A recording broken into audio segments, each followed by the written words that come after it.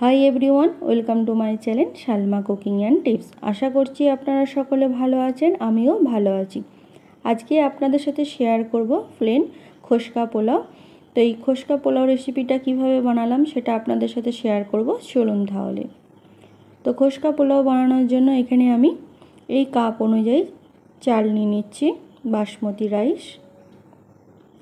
এখানে বাসমতি রাইসটা 2 কাপ নিয়ে নিলাম।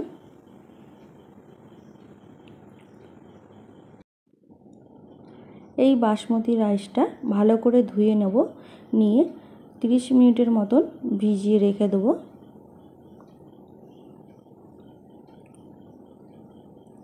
এরপর মশলা নেব, গোটা মশলা। প্রথমে এখানে কাজু নিয়ে নিয়েছি। তো কাজুটা এখানে প্রায় 30 গ্রামের মতন কাজু নিয়ে নিয়েছি এখানে, এবং কাজুগুলোকে এইভাবে পিস করে নিয়েছি। এরপর খোয়া ক্ষীর নিয়েছি 30 গ্রাম। এরপর 7 থেকে 8টা লং নিয়ে নিয়েছি। একটা বড় এলাচ নিয়ে নিয়েছি। আপনারা চাইলে এখানে বড় এলাচের পরিবর্তে ছোট এলাচ 4টে নিয়ে নিতে পারেন। এরপর ডালচিনি নিয়েছি। এরপর 2টো তেজপাতা নিয়ে নিয়েছি। আর এখানে 20 থেকে 25টা কিশমিশ নিয়ে নিয়েছি। এরপর খোয়া ক্ষীরটা এখানে গ্রেড করে নেব মিক্সি বোলেতে, তার জন্য দিয়ে দিচ্ছি। তো এখানে খোয়া ক্ষীরটা গ্রেড করে নিয়েছি। এরপর পোলাওটা রান্না করব কিভাবে সেটা আপনাদের দেখাবো, চলুন তাহলে। তো প্রথমে ওভেনেতে একটা হাঁড়ি বসিয়ে দিয়েছি। এরপর 4 চামচের মতন ঘি দিয়ে দিচ্ছি এতে। ঘিটা যখন গলে যাবে বা গরম হয়ে যাবে তখন এখানে আমি আগে থেকে যে পেঁয়াজ কেটে রেখেছিলাম সেই পেঁয়াজটা ভাজতে দিয়ে দিচ্ছি। তো এখানে প্রথমে পেঁয়াজ বেরেস্তা করে নেব।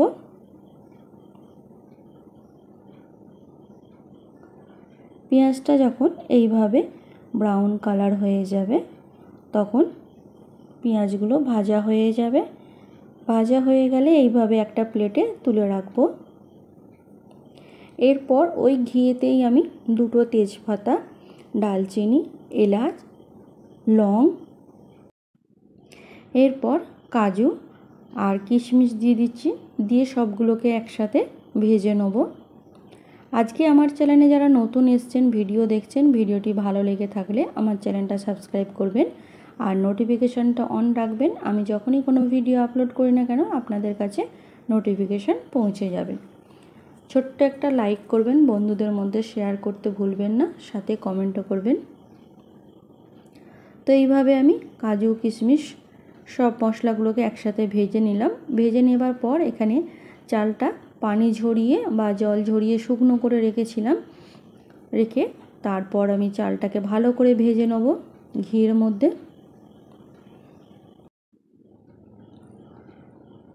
চালটাকে এমনভাবে ভাজতে হবে যেন চালগুলো একদম শুকনো শুকনো মতন হয়ে যায়, কোনো রকম পানি না থাকে চালের মধ্যে। তো ভাজা হচ্ছে আমার এই দিকে, আর একদিকে আমি পানি গরম বসিয়েছি, যাতে পোলাওটাতে আমি গরম পানি দেবো, সেই জন্য পানি গরম বসিয়ে দিয়েছিলাম। তো এখানে বাসমতি চালটা বা রাইসটা ভালোভাবে ভাজা হয়ে গেছে।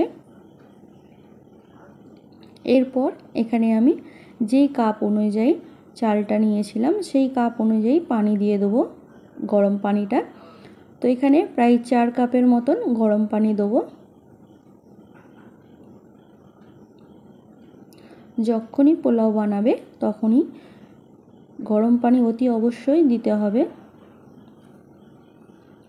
তো এইভাবে 4 কাপ দেখতেই পাচ্ছেন পানি দিয়ে দিলাম। এরপর দুধ নিয়ে নেব। তো এখানে আমি ওই কাপেরই মাপ অনুযায়ী দুধ দিয়ে দেবো, প্রায় 2 কাপের মতন।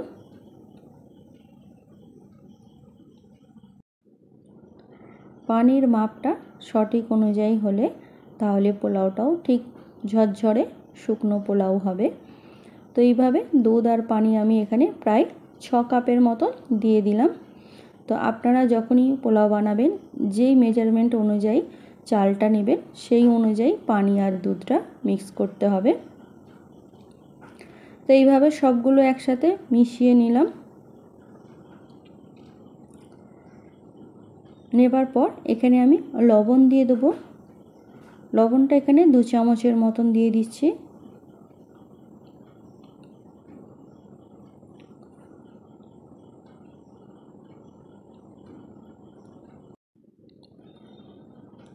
এরপর যে খোয়া ক্ষীরটা গ্রেট করে রেখেছিলাম সেই খোয়া ক্ষীরটা এর মধ্যে দিয়ে দিচ্ছি। দিয়ে সবগুলোকে একসাথে হাতা দিয়ে একটু নাড়াচাড়া করে নিচ্ছি। নিয়ে রান্না হতে দেবো প্রথমে 10 মিনিটের মতন। গ্যাসের ফ্লেমটা এখানে মিডিয়াম থাকবে। এরপর ঢাকনা দিয়ে ঢাকা দিয়ে দিচ্ছি। 10 মিনিট পর ফিরে আসছি। 10 মিনিট পর ফিরে এলাম।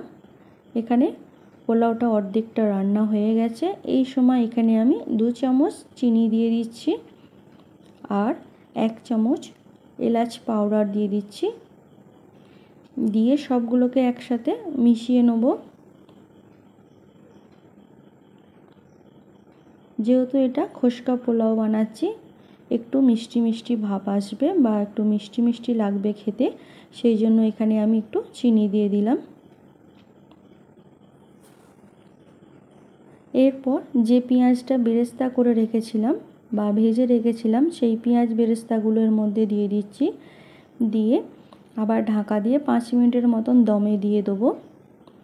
এই সময় গ্যাসের ফ্লেমটা একদম আস্তে থাকবে। এইভাবে আমি পোলাওটা রান্না করে নিলাম। এরপর একটা প্লেটে সার্ভ করে আপনাদের দেখাচ্ছি।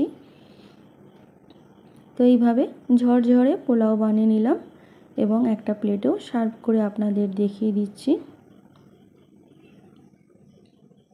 আর সাথে নিয়ে নিচ্ছি মাটন টিক্কা